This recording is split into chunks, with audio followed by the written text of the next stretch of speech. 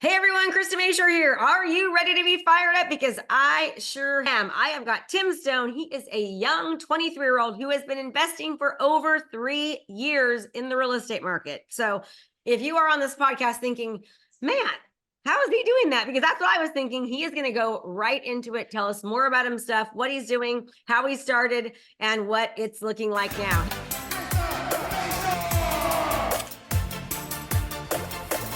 Hey, Tim, thank you so much for being here. Thank you, Krista. I'm excited for it. I appreciate that. Just early on, really quickly, how can people learn more about you? Instagram is probably the best way. Most active on Instagram. I have a podcast as well. We just filmed an episode with you, Student of the Game podcast. Dude, perfect. So Tim Stone. Tim Stone, and then go to Student of the Game podcast. Make sure you give him a 5-star review after you listen to it. You can check out my episode if you want. All right, so Tim, tell me a little bit about your background first. And I mean, 23 years old, you've been investing in real estate for 3.5 years. That is incredible. I mean, most people would think, how do you do that? No money. Like, can you tell me more? Yeah, I can kind of go into it, and I can go a little further before I was in real estate, but partners is really like the only way to get started at such a young age. Like really putting in the sweat equity. Just found the right situation where I was able to provide that sweat equity, do the management, and get a piece of the deal. And my first real estate deal, instead of kind of being a little on the smaller end or a fix and flip like a lot of people want to go, is 48 apartments. So it's pretty big. It's a deal that size. It's a lot easier to get, a smaller chunk of it. And it wasn't like I owned 100% of it, but that gets you started.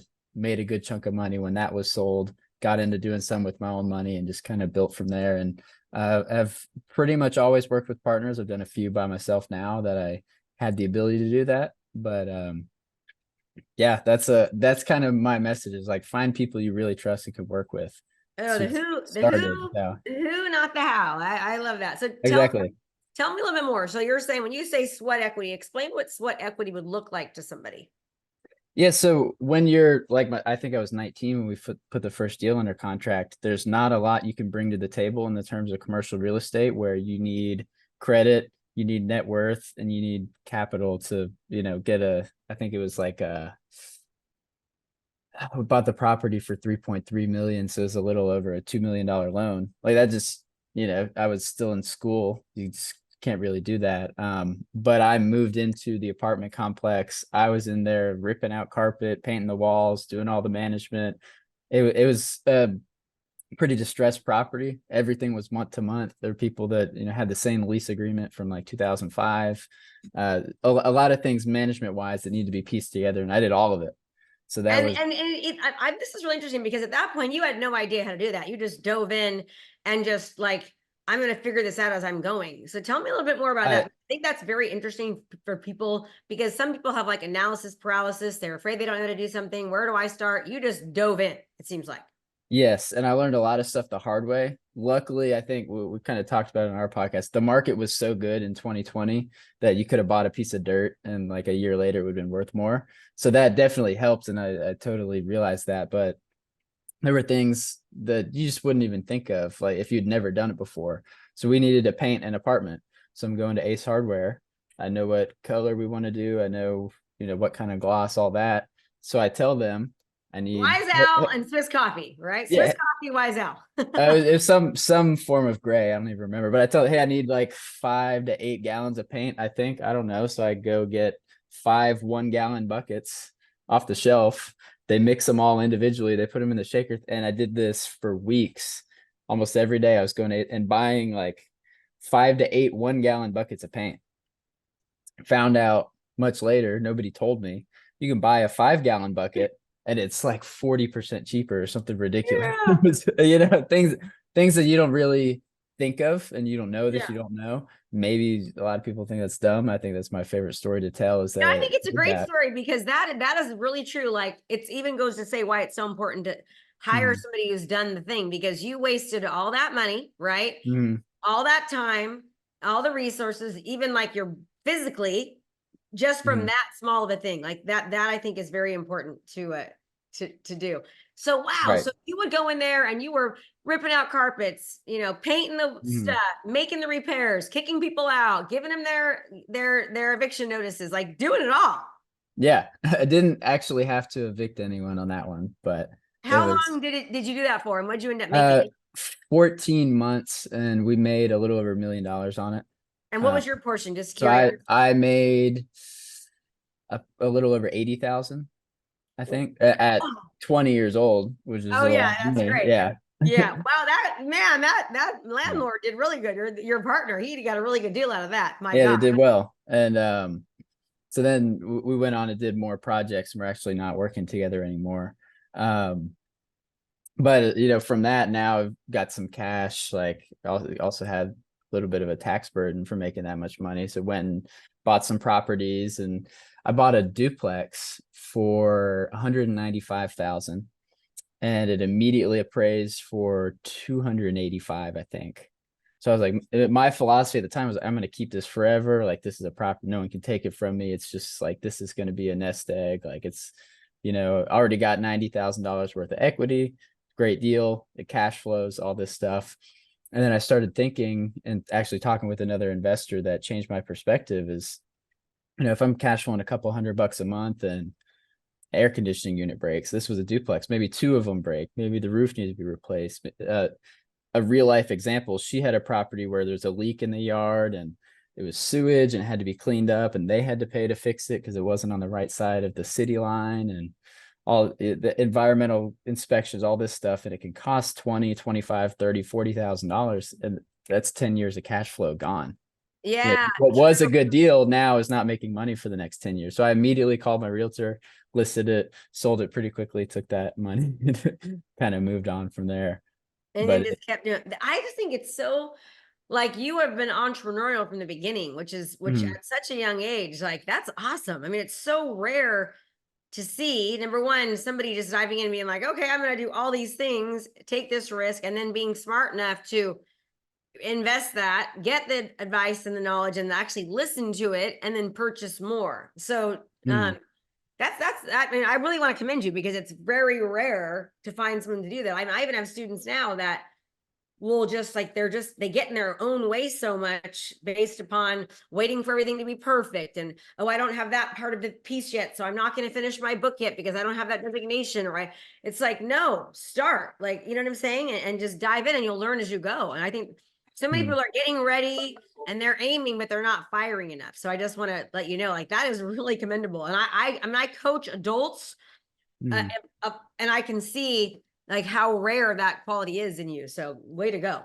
Thank you. And I'll say one thing that really built the confidence was the people I was surrounded with. That I would, like, just from actually my first week of my freshman year at college, they started a real estate club.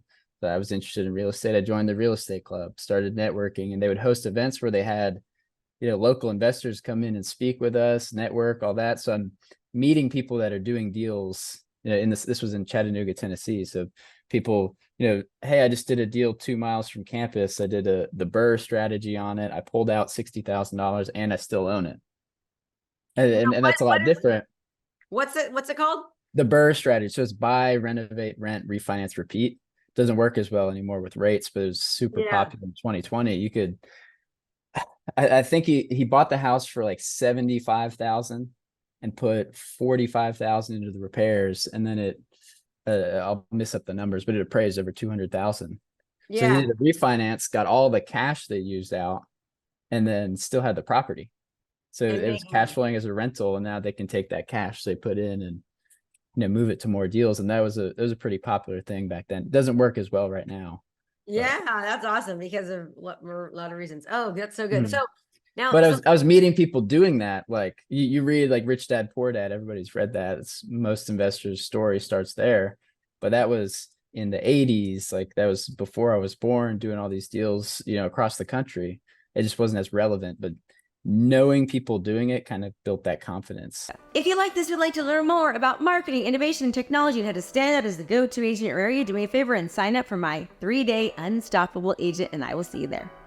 For sure. totally, it's who you surround yourself with. I could not agree more. I mean, in my success as an agent, and more so even as a coach, just being around. We were talking earlier about Alex Ramosi, and I told you, like, oh yeah, I knew Alex 6 years ago before anybody knew him, and I paid 25 grand to spend 8 hours with him, which now he would never do. He just makes Mhm. way too much, but he would never do that. So being around people that are doing better things than you or on the same path, it's amazing the success that you can get. My parents used to always tell me before I left home, bad association spoils useful habits. And I used to get so sick of hearing it, and it can't be more true.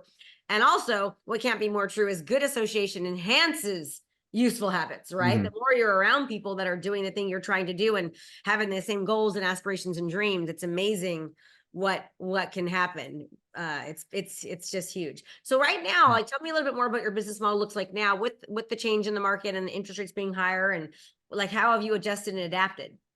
Yeah, the big thing, which it's kind of fun, and it would have worked back then when rates were better, but it works a lot better now, is a lot of the creative finance stuff, which is becoming really popular. I was able to buy 10 units for no money down. The million dollars worth of real estate, no money down. I had to pay some closing costs, but it was a situation that made sense for everybody on board. Like I made a post about it on Instagram. People were like, oh, that guy was getting ripped off or whatever. Like, I talked to him on the phone yesterday. He wants to go skydiving. It was just a situation that made sense, and a tired landlord ready to sell his properties. But if he went and put it on the market, he'd probably get half of what he thinks it's worth, because that's where the rates are. That's what the bank is going to say. But if we can do it with seller financing, paid him $1 million for 10 units in Georgia, that's what they were worth. The bank would disagree right now just because rates were spiked up so much, but it was a deal that made sense for both of us. Do you live in Georgia? I live in Atlanta. Yep. In Atlanta. Gotcha. So do you do most of your deals around that area or around the country? Yeah, most of the deals just in the Southeast is where we're looking, but most of them happen in Georgia and Tennessee. Gotcha. We just bought 4 houses on Friday, on January 29th, right before the year was over. We got one more closing in. December 29th. Yeah. Yeah, December 29th. Yeah. Sorry. Gotcha. So you bought 4 houses and seller financing again? So less these than people, 10% down. Less than 10% down, they're carrying the note for you, and then you're paying them a certain percentage, and then like within a certain time for you to pay them back with over a couple of, do seller up. Gotcha. Exactly. And that just kind of makes sense for a lot of it. Was the same thing. It was actually listed on Zillow for sale by owner. A guy was advertising seller financing, and people just never came to the right terms with him. And it was a pretty tough negotiation, but it took a while. But he needed to close before the end of the year, and we had that. I mean, it was like 9 days from the first phone call to closing. Wow. Yeah. So tell me the terms. What were the terms? So each house was priced differently. So I don't know. They're between 400 and 450,000 each house, and we put 30,000 down on each one. And then it's principal only payments, different on each house, but under 1,500 a month on each one. Principal only. Wow. For 5 years. So we're paying down the principal every month. We put 30,000 into them, and we can get between 2,000 and 2,500 a month in rent.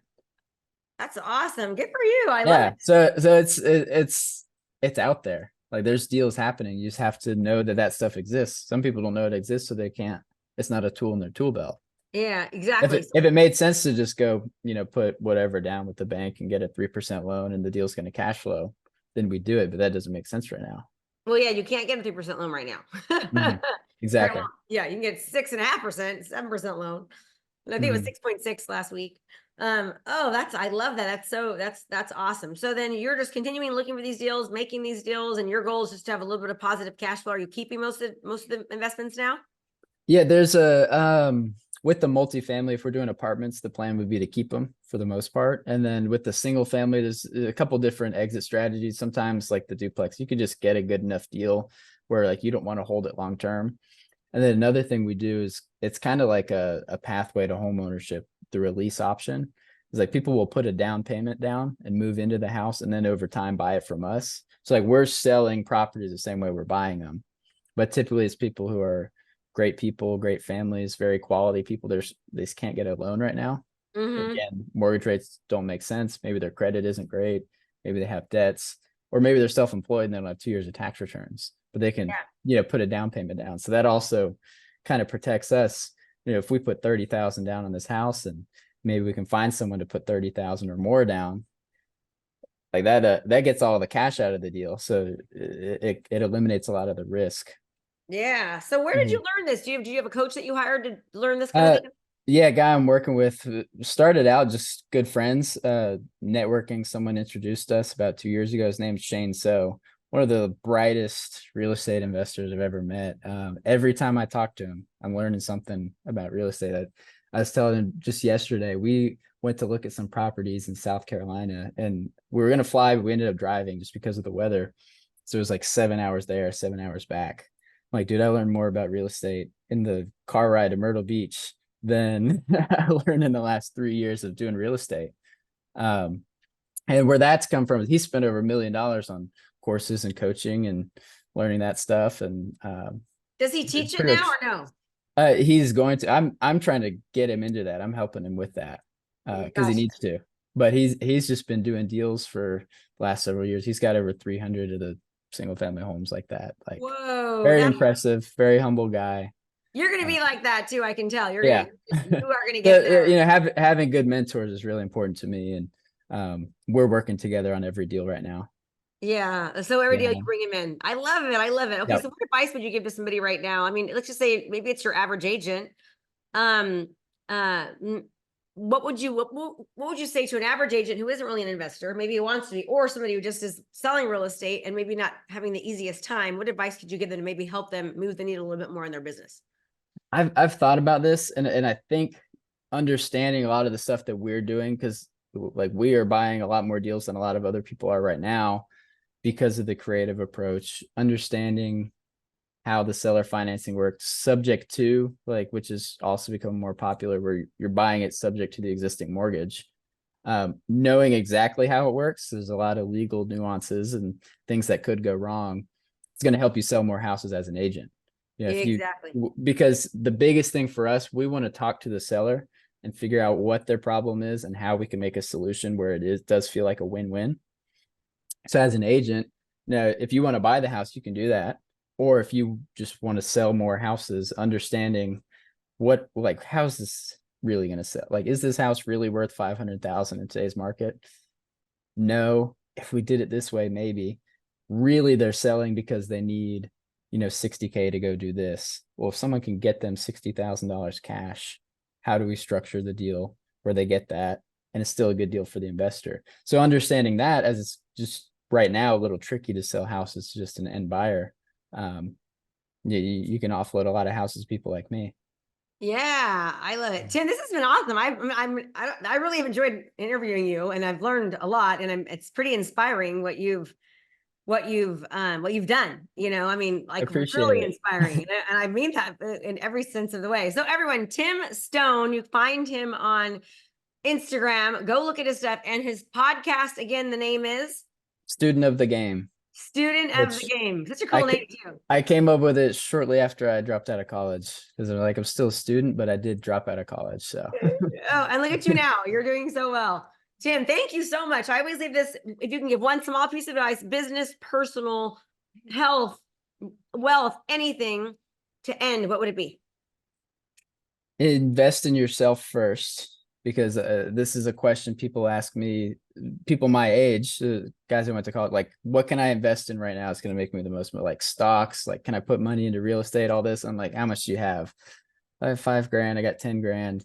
Like, invest in some sort of coaching, some mentorship, some event, some conference, a skill that's going to make you more money. Because in reality, you're not going to build wealth with $5,000 or $10,000 in Bitcoin, in real estate.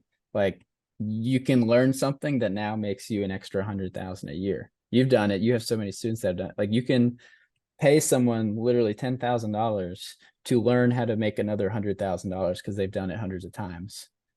Well, that's a 10x return in 1 year, and you can do it for the next 40 years. But that's not going to happen anywhere else. So I think, especially if you don't have a lot of cash, or even if you do, keep investing in yourself into more skills that are income producing, because that's a significant tool for building wealth. I could not have said that any better, or I agree more than you even know. I've spent over $1,200,000 in the past 6 years. Personally, I've spent on my own personal development and hiring coaches and mentors and specialists to really help 10x, 20x and more of the business. So thank you, Tim. This was awesome. Everyone, go look him up. Student of the Game podcast. Remember, it does not matter. Knowledge is not power. Implementation is. And what I learned today from Tim is that this young man has taken risks and didn't ask how, but asked who, and then dove in before he had all the answers. And that is why he's seeing the success that we have. Tim, thank you so much. And everyone, thanks for being here. Remember, I hope you're just as fired up as I am. And if you like this, be sure to give us a like. Thank you. If you like this, would like to learn more about marketing, innovation, and technology, and how to stand out as the go-to agent in your area, do me a favor and sign up for my 3-day unstoppable agent, and I will see you there. Thanks so much for watching my video. You can learn more about how to be a successful real estate professional by watching other videos that I have. And be sure to subscribe to my channel. And as always, make it a great home selling and buying day.